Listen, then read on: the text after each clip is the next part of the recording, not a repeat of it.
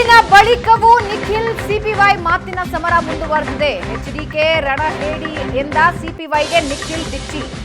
ರಣಹೇಡಿ ಯಾರು ಅಂತ ರಾಜ್ಯದ ಜನತೆಗೆ ಗೊತ್ತಾಗಿದೆ. 5 ತಿಂಗಳ ಹಿಂದೆ ಸಿದ್ಧತೆ ಮಾಡಿ ಕಾಂಗ್ರೆಸ್ಗೆ ಸೇರಿದ್ದಾರೆ. ಪ್ಯಾಕೇಜ್ಗೋಸ್ಕರ ಯೋಗೀಶ್ವರ್ ಕಾಂಗ್ರೆಸ್ಗೆ ಹೋಗಿದ್ದಾರೆ. ಯೋಗೀಶ್ವರ್ ಟಿಆರ್ಪಿ ಸ್ಟಾರ್ ಅಂತ ನಿಖಿಲ್ ಕುಮಾರಸ್ವಾಮಿ ಎಂದಿದ್ದಾರೆ. ಗೌಡ್ರನ್ನ ಕೆಣಕಿದ್ರೆ ಒಕ್ಕಲಿಗ ನಾಯಕ ಆಗ್ತೀನಿ ಅನ್ನೋ ಭ್ರಮೆ ಯೋಗೀಶ್ವರ್ಗೆ ಸಾರ್ವತ್ರಿಕ ಚುನಾವಣೆಯಲ್ಲಿ ಜನ ಉತ್ತರಿಸ್ತಾರೆ. ಚನ್ನಪಟ್ಟಣ ಬಿಟ್ಟು ಪಲಾಯನ ಮಾಡುವ ಪ್ರಶ್ನೆಯೇ ಇಲ್ಲ ಅಂತ ನಿಖಿಲ್ ಹೇಳಿದ್ದಾರೆ.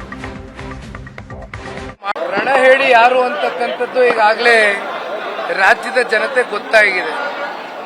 ಸನ್ಮಾನ್ಯ ಕುಮಾರಣ್ಣವರು ಈಗ ತಾನೇ ಮಾತನಾಡಬೇಕಾದ್ರೆ ಒಂದು ಮಾತನ್ನ ಹೇಳಿದರು.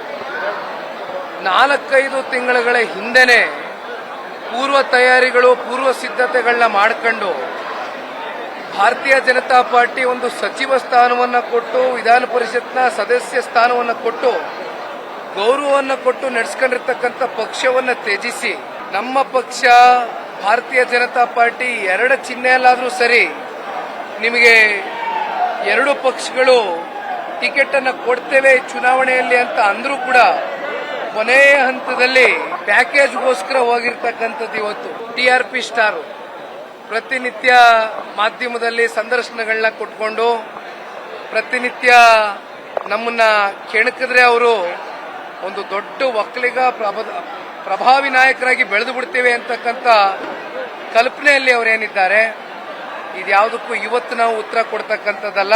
ಮುಂದಿನ ಸಾರ್ವತ್ರಿಕ ಚುನಾವಣೆಯಲ್ಲಿ ಕ್ಷೇತ್ರದ ಮತದಾರ ಪ್ರಭುಗಳೇ ನಮ್ಮ ಪರವಾಗಿ ಉತ್ತರ ಕೊಡ್ತಾರೆ ಅಂತಕ್ಕಂಥದ್ದು ಭಾವಿಸಿದ್ದಾರೆ. ಇವತ್ತು ಚುನಾವಣೆಯಲ್ಲಿ ಏಳು ಬೀಳು ಅಂತಕ್ಕಂಥದ್ದು ಸರ್ವೇ ಸಾಮಾನ್ಯ. ಎಲ್ಲ ಸಾಧಕ ಬಾಧಕಗಳು ಇರುತ್ತೆ. ನಾನು ಚನ್ನಪಟ್ಟಣ ತಾಲೂಕಿನ ಪಲಾಯನವಾದ ಮಾಡಿ ಓಡೋಗ್ತಕ್ಕಂಥ ಪ್ರಶ್ನೆ ಇಲ್ಲ.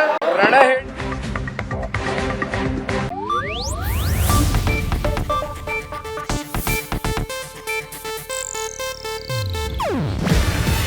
ಇದು ಏಷ್ಯಾನೆಟ್ ನ್ಯೂಸ್ ನೆಟ್ವರ್ಕ್ ಪ್ರಸ್ತುತಿ.